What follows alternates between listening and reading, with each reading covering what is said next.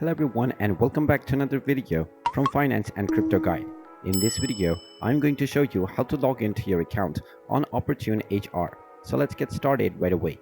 First of all, open up your web browser and then in the address bar type in hmrs.iprocess.in/iprocess. Then press enter and you will be taken into the login hub for Opportune HR.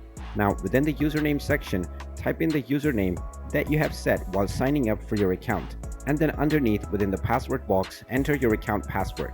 You can then click on the login button and you will be logged in to your Opportune HR account right away.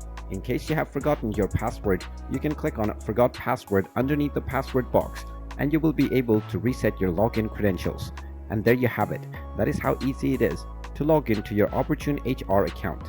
If you find this video helpful, make sure you hit that like button and subscribe to our channel if you haven't done so already. Also ring that notification bell to never miss another update from us. Thank you for watching and I will see you again in the next video.